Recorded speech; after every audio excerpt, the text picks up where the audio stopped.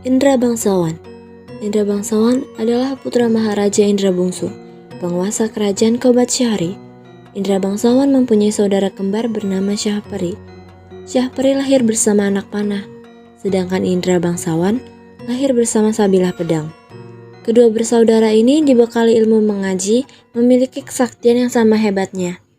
Pada suatu malam, Maharaja Indra Bungsu bermimpi melihat putri-putri cantik yang sedang memainkan alat musik buluh perindu. Siapa putri-putri cantik yang sedang memainkan alat musik di mimpiku itu?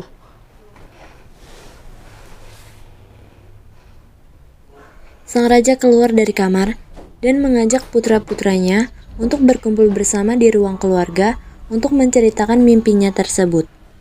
Anak-anakku, semalam ayah memiliki mimpi aneh.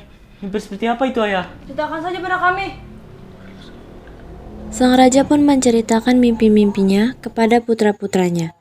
Setelah sang raja menceritakan mimpinya, Maharaja Indra Bungsu memerintahkan putra-putranya untuk mencari apa yang dilihatnya dalam mimpinya itu. Setelah menyusun rencana, Indra Bangsawan dan Syahperi menyiapkan sebuah kendaraan dan segera pergi ke hutan untuk mencari apa yang dimaksud dengan mimpi sang ayah. Indra Bangsawan dan Syahperi telah sampai di sebuah hutan. Di perjalanan menuju keberadaan Putri Ratnasari, mereka terpisah akibat hujan badai. Syahperi sampai di negeri bernama Antaberahi. Syahperi kebingungan karena terpisah dengan saudaranya dan pergi mencari saudaranya Indra Bangsawan. Tuhan, aku harus mencari saudara aku di mana lagi? Tempat seperti apa ini? Syahperi terus berjalan menelusuri hutan yang sangat lebat itu. Setelah Syahperi berjalan menelusuri hutan selama kurang lebih setengah jam, hingga akhirnya Syahperi menemukan sebuah pohon besar dan beristirahat sejenak di bawah pohon tersebut. Lebih baik kita beristirahat saja di bawah pohon ini. Sepertinya aku akan tidur sejenak dulu. Setelah itu melanjutkan perjalananku lagi. Syahperi pun tertidur sangat lelap karena kelelahan dalam perjalanan mencari saudaranya. 25 menit kemudian, Syahperi merasa terusik tidurnya, lalu dia pun segera terbangun. Lalu Syahperi terbangun dari tidurnya untuk melihat siapa yang membangunkannya. Ratna, bagaimana kamu bisa di sini? Aku sedang bersembunyi di tengah hutan ini. Aku takut nenek raksasa itu datang dan menyataku hidup-hidup. Ratna pun menceritakan semua yang terjadi padanya. Syahperi pun merasa iba kepada Tuan Putri Ratnasari. Seiring berjalannya waktu, Syahperi dan Putri Ratnasari semakin dekat, dan akhirnya mereka menikah secara diam-diam.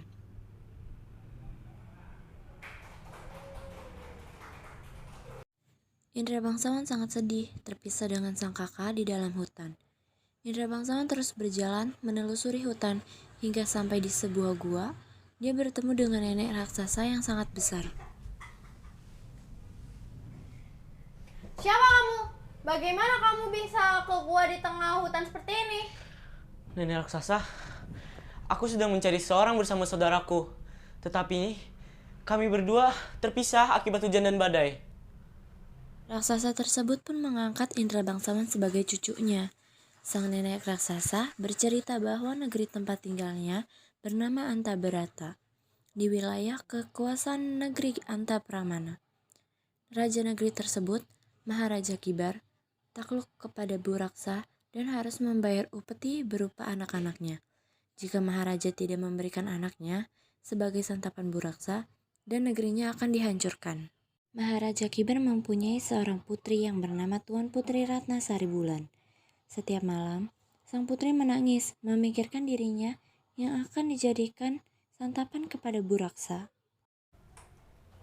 Bagaimana nih ayah? Aku tidak mau menjadi santapan dari sang raksasa. Maafkan ayah tidak ada pilihan lagi. Pada akhirnya, mata Tuan Putri Ratnasari Bulan sakit. Baginda Raja lalu memerintahkan ke-9 anak raja untuk mencari susu harimau yang dapat menyembuhkan penyakit putrinya. Dan yang berhasil menemukan susu harimau adalah Indra Bangsawan. Setelah Tuan Putri sembuh, tibalah saat dirinya menjadi persembahan kepada Buraksa. Sang putri hanya bisa menatap sang ayah dengan sendu. Saat sang putri akan dibawa ke hadapan sang raksasa, datanglah Indra bangsawan yang akan menyelamatkan sang putri. Dengan kesaktiannya, Indra bangsawan dapat menyelamatkan sang putri dan berhasil membunuh Buraksa. Sebagai bukti, Indra bangsawan membawa mata, hidung, dan telinga Buraksa ke hadapan Maharaja Kibar. Sesuai dengan janjinya, Maharaja Kibar menikahkan Ratna Sari Bulan dengan Indra bangsawan yang telah kembali ke wujud semula. Selain itu, Indra bangsawan pun bertemu dengan saudara kembarnya, Syahperi. Ratna! Udah mah orang mau